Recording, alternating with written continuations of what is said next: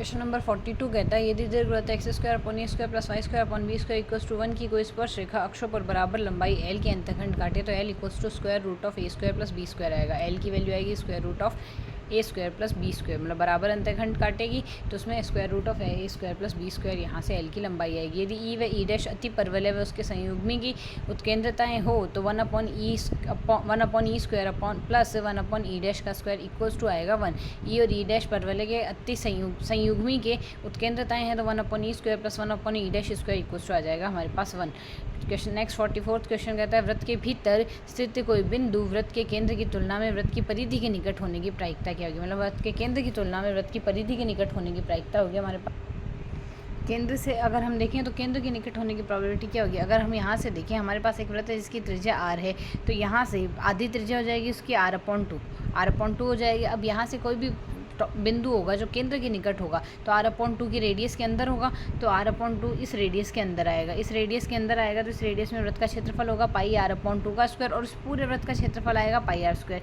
तो यहाँ से होने की प्रोबेबिलिटी यही तो होगी ना, मतलब यहाँ से हमारे पास जितने संभाव्य घटनाएं बटे टोटल घटनाएं होंगी तो पाई r/2 का square upon pi r square solve करेंगे 1/4 होगी इसके अंदर होने की प्रोबेबिलिटी। अब केंद्र से दूर होने की प्रोबेबिलिटी 1 - 1/4 कर देंगे 3/4 आ जाएगा यहाँ से इसका आंसर। फोर्थ ऑप्शन इसके लिए करेक्ट हो गया। यदि एक रेखा ax प्लस by प्लस सी बराबर 0 है और वृत्त xy इक्वल्स टू 1 अभिलंब है तो यहाँ से हमारे पास क्या वैल्यू आएगी। xy इक्वल्स टू 1 अगर हमारे पास यहाँ से अभिलंब है तो इसके केस में यहाँ से xy इक्वल्स टू 1 है, दोनों पक्षों का अवकलन कर देते हैं x के सापेक्ष। ये वैल्यू आएगी dy अपॉन dx आ जाएगा minus of y upon x। अभिलंब की प्रवणता आ जाएगी इसके, ये स्पर्श रेखा की प्रवणता अभिलंब की प्रवणता m1 × m2 equals to minus of 1 आएगा, उससे x अपॉन y आ गया।